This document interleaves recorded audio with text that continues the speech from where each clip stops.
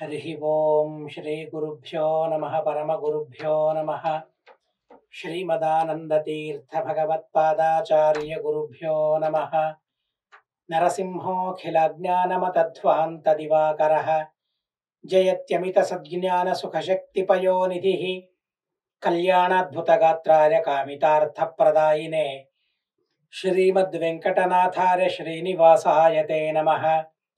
व्यासाय भवनाशाय श्रीशाय गुणराशरे हृद्याय शुद्धविद्याय मध्वाय च नमो नमः। नौमिन्याय सुधादिकर्जरमुनीन् श्रीपादराट्सन्मणीन् व्यासार्यान् विविधागमाब्धिविहरान् श्रीवादिराजानपि वन्दे हंसवरान् रघुत्तमगुरून् वैदग्ध्यवारहं निधीन् श्रीसत्यव्रतराघवेन्द्रमुनिपान् सद्बोधसध्यानपान् सत्याभिज्ञकराब्जोत्थान् पञ्चाशद्वर्षपूजकान् सत्यप्रमोदतीर्थार्यान् नौमिन्यारसुधारतान् शास्त्रेषु पारदृश्वानं शास्त्रज्ञेषु च वत्सलं दीनभक्तोद्धारकरं सत्यात्मानं गुरुं भजे। विद्यापीठविधातारं विद्यावारिधिचन्दिरं विद्यार्थिवत्सलं वन्दे महामहिमसद्गुरुम्।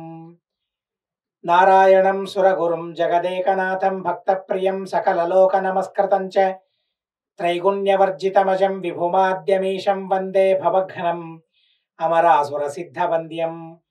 नारायणं नमस्कृत्य नरं चैव नरोत्तमं देवीं सरस्वतीं व्यासं ततो जनमुदीरयेत्। नारायणाय परिपूर्णगुणार्णवाय विश्वोदरस्थितिलयोन्नियतिप्रदाय ज्ञानप्रदाय विबुधासुरसौख्यदुःखसत्कारणाय वितताय नमो नमस्ते। स्वस्त्यस्तु। हरिः ओं हरिः ओं हरिः ओं।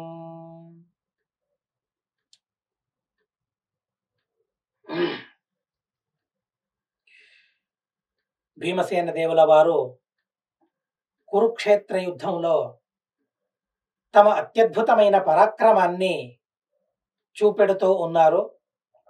కౌరవ సైన్యాన్ని సంహరిస్తూ ఉన్నారు. దుర్యోధనుడు సహించలేకపోతూ ఉన్నాడు.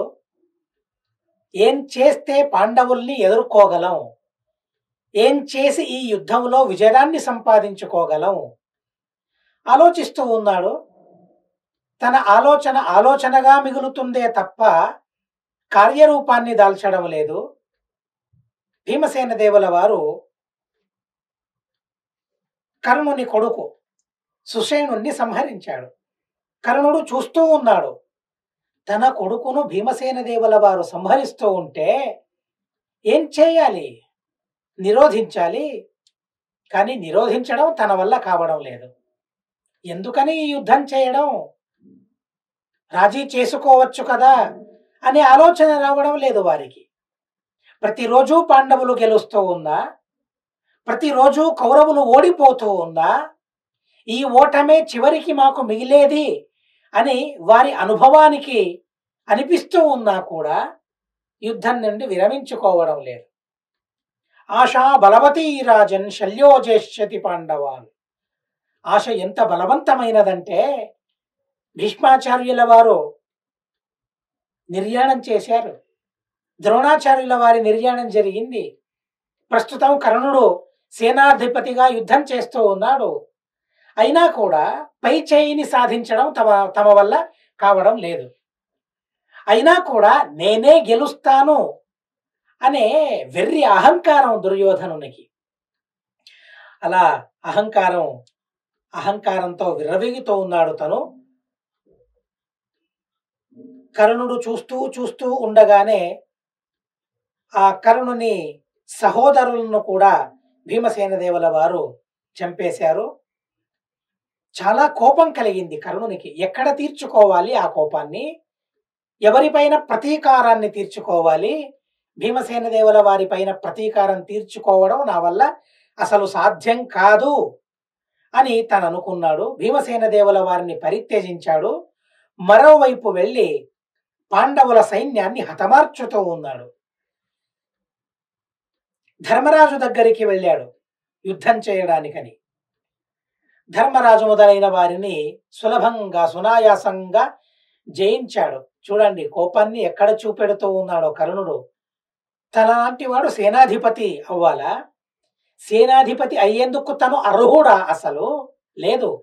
ఎవరి వల్ల సైన్యానికి భయం కలుగుతూ ఉందో, ఎవరు సైన్యాన్ని అధికంగా సంహరిస్తూ ఉన్నారో వారికి ఎదురుగా వెళ్ళి వారిని నిరోధించడం సేనాధిపతి యొక్క కర్తవ్యం. ఎవరి వల్ల సైన్యానికి మహాహాని కలగడం లేదో వారిని నిగ్రహించడం వల్ల ఏం లాభం చేకూరుతుంది అసలు? ధర్మరాజుతో యుద్ధం చేశాడు, ధర్మరాజును గెలిచాడు. కుంతీదేవికి తను మాటిచ్చాడు కాబట్టి ధర్మరాజును చంపకుండా వెళ్ళిపోయాడు. నిహత్య సోష్వాన్ యుధి ధర్మసూనో నిరాయుధౌ తౌచరమౌచకార తాన్ ఏకయానోపగతాన్ పునశ్చ మమర్దబాణైశ్చ వచోభిరుగ్రైః. ధర్మరాజు, నకుల, సహదేవుడు వీరినందరినీ ఓడించాడు. వారు ముగ్గురు కూడా ఒకే రథంలో కూర్చొని యుద్ధం చేయనారంభించారు. అయినా కూడా వారిని ఓడించాడు. ఉగ్రమైన మాటలతో వారిని వేధించాడు కర్ణుడు. తరువాత భీమసేన దేవుల వారికి దుర్యోధనునికి యుద్ధం జరిగింది. అతి అనాయాసంగా దుర్యోధనుని ఓడించేశారు భీమసేన దేవుల వారు. విరథం సంవిధాన వివ్యాధ మర్మస్వతి తీక్ష్ణ సాయకై తం దర్శనామాస రవేశ్సుతార్య. మరోసారి ఆ దుర్యోధనుడు ఇక నేను చనిపోతాను అనే అవస్థ తనకు కలిగేలా చేస్తూ ఉన్నాడు భీమసేన దేవుడు. దాన్ని మళ్ళీ శల్యుడు కర్ణునికి చూపించాడు. శల్యస్తదా ధర్మసుతం విహాయ కర్ణో యగౌ తత్ర యుధిష్ఠిరోపి గత్వా శనైః. ఆ సందర్భంలో ధర్మరాజుతో కర్ణుడు యుద్ధం చేస్తూ ఉన్నాడు. శల్యుడు చూపించాడు, కర్ణ, ధర్మరాజుతో యుద్ధం చేసి నీకేం చేకూరుతుంది? అటువైపు చూడు, ఎవరి కోసం నువ్వు యుద్ధం చేస్తూ ఉన్నావో, ఎవరి కోసం గెలుపు రావాలని నువ్వు కోరుకుంటూ ఉన్నావో అలాంటి దుర్యోధనుడు ఎలాంటి పరిస్థితిలో ఉన్నాడో గమనించమన్నాడు. తన పరిస్థితిని గమనించి ధర్మరాజును వదిలి యుద్ధం చేయడానికి వచ్చాడు. ద్రౌణి కృపశ్చాత్ర తదైవ జగ్మతు తదా భీమో ద్రౌణి కర్ణౌ జగామ కృపోరూపం రథమారోపయచ్చ విద్ధం శరైః భీమబాహు ప్రయుక్తైః. అదే సందర్భంలో అశ్వత్థామాచార్యుల వారు, కృపాచార్యుల వారు దుర్యోధనుని వైపు వెళ్ళారు. అంటే దుర్యోధనుని సంరక్షించుకోవాలని వారు వెళ్ళారు. భీమసేన దేవుల వారు అశ్వత్థామ, కర్ణ వీరిరువురిని ఎదురించారు, ఓడించారు, సులభంగా ఓడించారు. ఆ సందర్భంలో కృపాచార్యుల వారు యుద్ధం చేయలేదు. కానీ దుర్యోధనుడు సొమ్మసిల్లిపోయి ఉన్నాడు, చాలా బాధను అనుభవిస్తూ ఉన్నాడు. కూర్చోవడం చేతకాక, పడుకోవడం చేతకాక విలవిల్లాడుతూ ఉన్నాడు. అలాంటి దుర్యోధనుణ్ణి తన రథంలో ఎక్కించుకొని కృపాచార్యుల వారు అక్కడి నుంచి వెళ్ళిపోయారు. అలా కృపాచార్యుల వారు దుర్యోధనుణ్ణి తీసుకొని వెళ్ళిన తర్వాత భీమసేన దేవుల వారి బాణాలతో పీడితులై కర్ణ, అశ్వత్థామాచార్యుల వారు భీమసేన దేవుల వారిని విడిచిపెట్టారు. యుద్ధం చేయడం మా వల్ల సాధ్యం కాదు. ఎన్నిసార్లు యుద్ధానికి ఎదురెళ్ళినా ఓటమి మిగిలిందే తప్ప, ఓటమి తప్ప మరొకటి వారికి దక్కడం లేదు. కనుక భీమసేన దేవుల వారితో యుద్ధం చేయడం మాకు సాధ్యం కాదని తెలుసుకుని మళ్ళీ ఆ భీమసేన దేవుణ్ణి వదిలిపెట్టి పాండవ సైన్యం పైన విరుచుకుపడ్డారు అశ్వత్థామ మరియు కర్ణ వారిరువురు కూడా. అర్జునుని పరాక్రమాన్ని ఆచార్యుల వారు చెబుతూ ఉన్నారు. అథత్ర రాజానమచక్షమాణః ధనంజయో వాసుదేవ ప్రణున్నః అభ్యాయయో పార్షదస్వాం తు సేనాం కర్ణాహతాం వీక్ష కురూన పీడయత.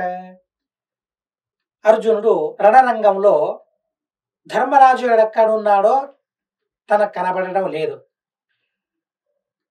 కనుక కృష్ణుని ప్రేరణ చేత అర్జునుడు శిబిరం వైపు వెళ్ళాడు. ధృష్టద్యుమ్నుడు తను యుద్ధం చేయనారంభించాడు. అటువైపు కర్ణుడు పాండవ సైన్యాన్ని హతమార్చుతూ ఉన్నాడు, సేనాధిపతి. దాన్ని చూసి పాండవ సేనాధిపతి అయిన ధృష్టద్యుమ్నుడు కౌరవుల్ని పీడిస్తూ ఉన్నాడు. ఇలా వారిరువురి మధ్య యుద్ధం జరుగుతోంది. అతిరథులైన దుశ్శాసన, ధృష్టద్యుమ్న వారిరువురి యుద్ధం అక్కడ జరిగింది. ఆ యుద్ధంలో దుశ్శాసనుడు ధృష్టద్యుమ్నుని ఓడించాడు. ఎన్నిసార్లు ప్రయత్నించినా ధృష్టద్యుమ్నుడు తన వల్ల గెలవడం సాధ్యం కాలేదు. దుశ్శాసనుని గెలవడం సాధ్యం కాలేదు. చాలా విచిత్రంగా, వీరోచితంగా దుశ్శాసనుడు పోరాడాడు. మరోసారి అశ్వత్థామ అర్జున వీరిరువురు ఎదురయ్యారు. అర్జునుడు అశ్వత్థామాచార్యుల వారిని ఓడించారు. పార్థోపి కృష్ణేధిత బాహువీర్య నిహత్య సూతం గురుపుత్రకస్య చిత్వా చ రశ్మిముస్తరగా నముష్య విద్రావయామాస శరై సుదూరం. కృష్ణేధిత బాహువీర్య, కృష్ణుడు ఎవరికి ఎంత అవసరమో గమనించండి. కృష్ణుడున్నంతసేపు అర్జునునికి ఏ విధమైన బాధ లేదు. కృష్ణుడున్నప్పుడు కూడా కొన్నిసార్లు అశ్వత్థామాచార్యుల వల్ల ఓడిపోయాడు అర్జునుడు. అయినా కూడా ఆ కృష్ణుని బలం వల్ల అందరినీ గెలవగలిగాడు. కానీ భీమసేన దేవుల వారు అలా కాదు. ఎవరి బలం ఉంది అంటే భగవంతుని అనుగ్రహం వల్లే గెలిచారు. కానీ అర్జునునికి ఎలా భగవంతుడు సాయం చేశాడో, ఎంతగా అనుగ్రహించాడో అలాంటి అవసరం భీమసేన దేవుల వారికి రాలేదు. నిరంతరం భగవంతుని అనుగ్రహానికి నోచుకున్నవారు. కానీ తన పక్కనే భగవంతుడు ఉండాల్సిన పరిస్థితి తనకు లేదు.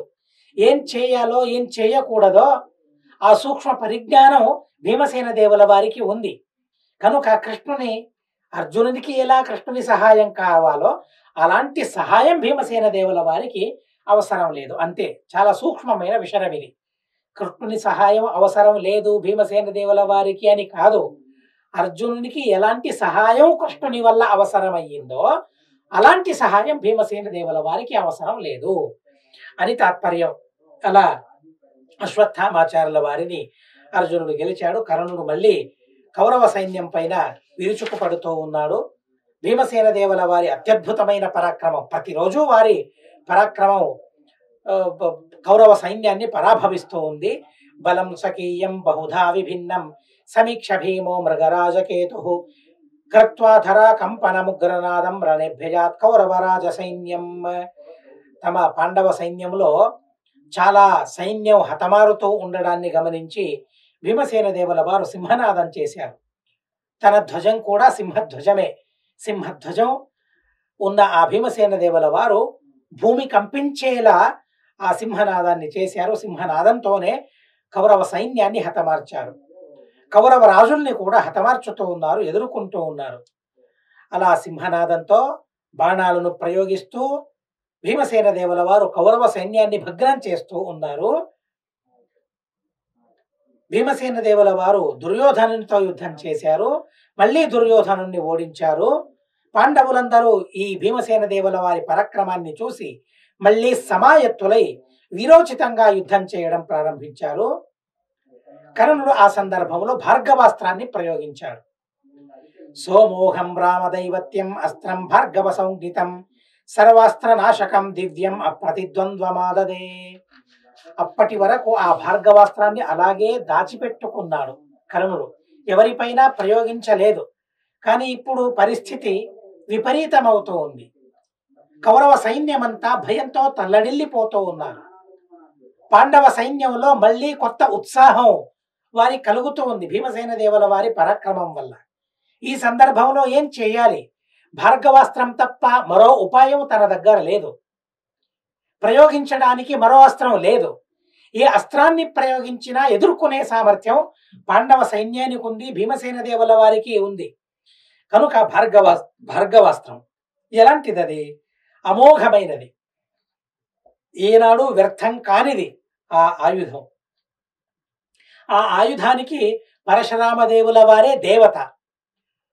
భార్గవ సంహితం ఆ అస్త్రానికి భార్గవ అనే పేరు. సర్వాస్త్రనాశకమైనది. ఏ అస్త్రం కూడా ఆ అస్త్రం ముందు నిలవడం సాధ్యం కాదు. అప్రతిద్వంద్వమైనది. దానికి సరిసాటి అయిన మరో అస్త్రం లేదు. అలాంటి అస్త్రాన్ని సంధించనారంభించాడు కర్ణుడు. పరశురామదేవుల వారు ప్రదానం చేసిన ఆయుధం అది కర్ణునికి. అలాంటి ఆయుధాన్ని సంధించనారంభించినప్పుడు భీమసేన దేవుల వారు చూశారు. మిగిలిన వారందరూ భయంతో తల్లడిల్లిపోయారు. మిగిలిన వారందరినీ భయపెడుతూ ఉంది ఆ అస్త్రం, భార్గవాస్త్రం. దాని ప్రభావానికి లోనవుతూ ఉన్నారు పాండవ సైన్యమంతా. బాధతో తల్లడిల్లిపోతూ ఉన్నారు. కానీ భీమసేన దేవుల వారికి మాత్రం ఆ అస్త్రం వల్ల ఏ విధమైన హాని కలగడం లేదు. పాండవ సైన్యానికి అందరికీ హాని కలుగుతూ ఉంది. కానీ భీమసేన దేవుల వారికి మాత్రం హాని కలగడం లేదు. ఎందుకని? రామప్రసాదత. కర్ణునికి ఆ అస్త్రాన్ని పరశురామదేవుల వారు ఇచ్చారు నిజమే.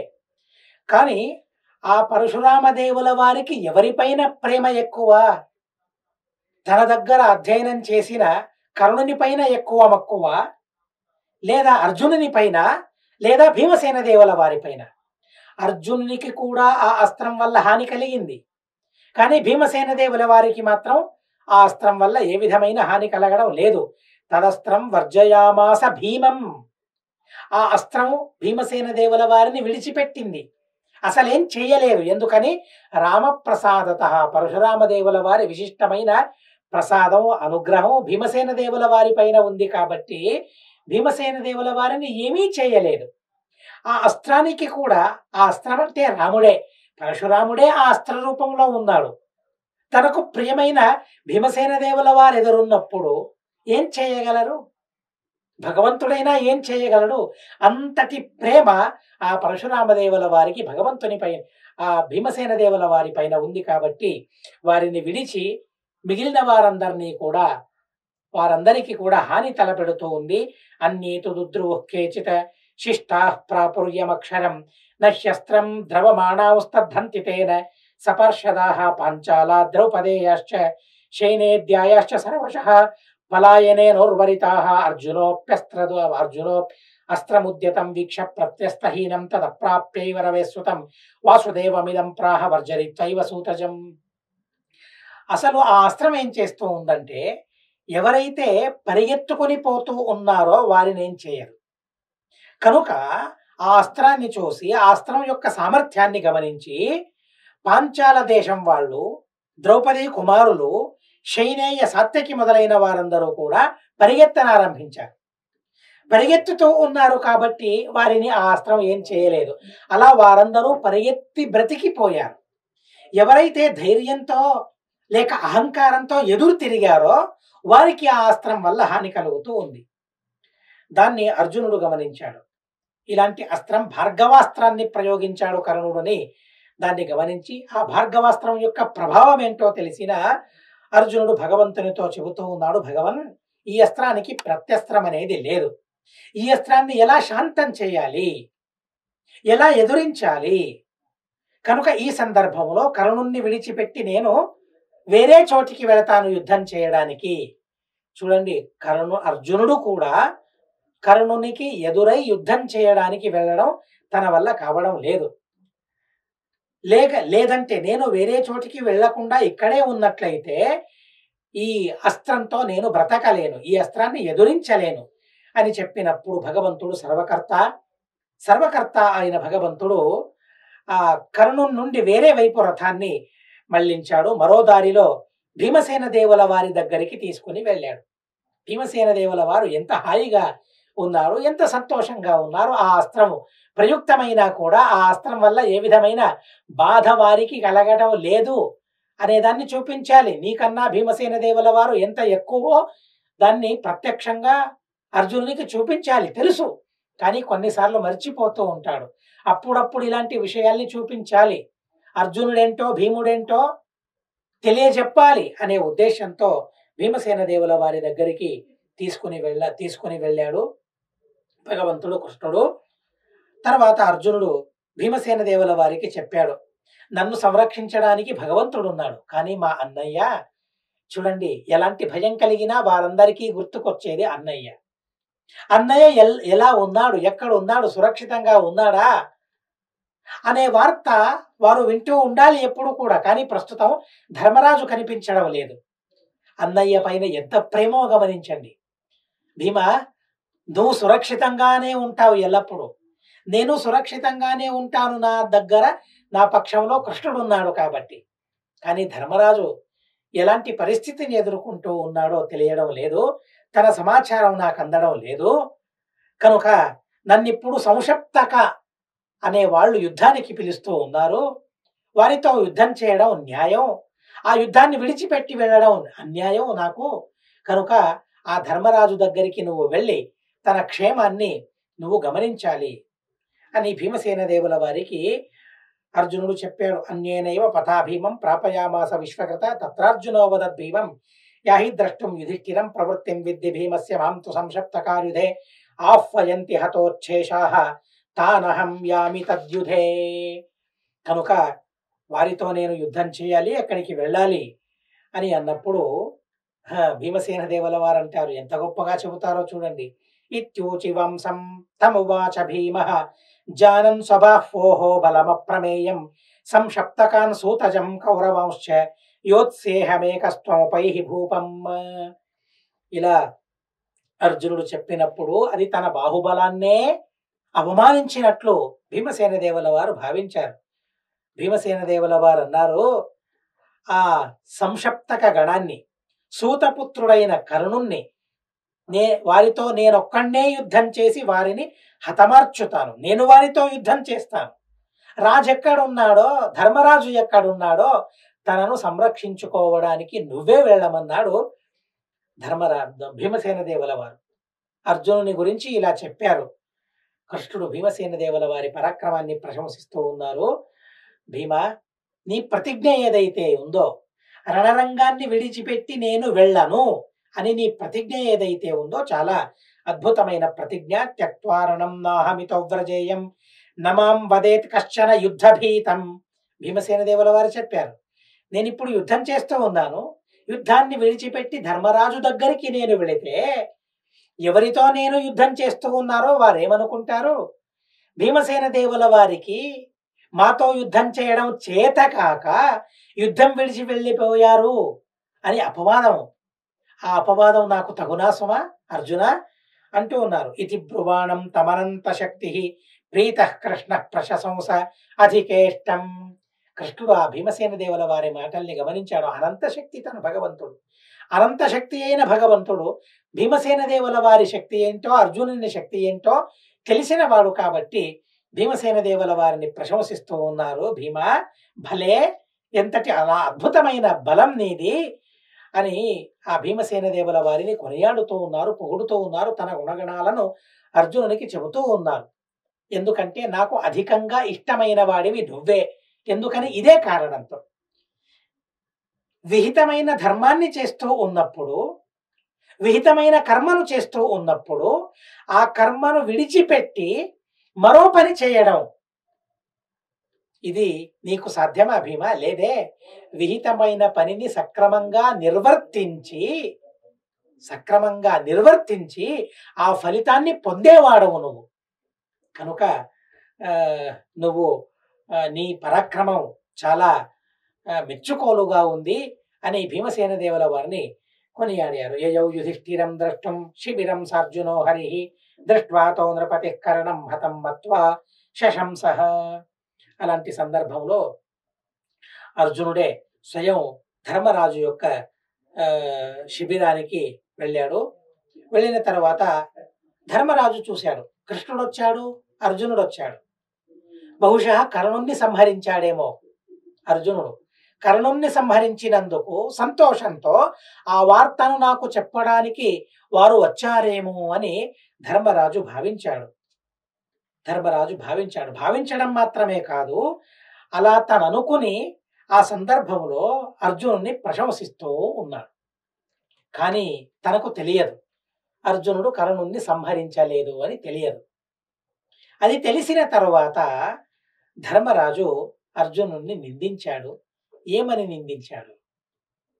ఆ నిందకు అర్జునుని ప్రతిక్రియ ఏంటి అనే విషయం కాస్త వివరంగా తెలుసుకోవాలి. ఆ విషయాన్ని మళ్ళీ మనం రేపు తెలుసుకుందామని చెబుతూ అస్మద్ గురువంతర్గత తాత్విక దేవతాంతర్గత భారతీయ రమణ ముఖ్య ప్రాణాంతర్గత శ్రీకృష్ణ అర్పణమస్తు.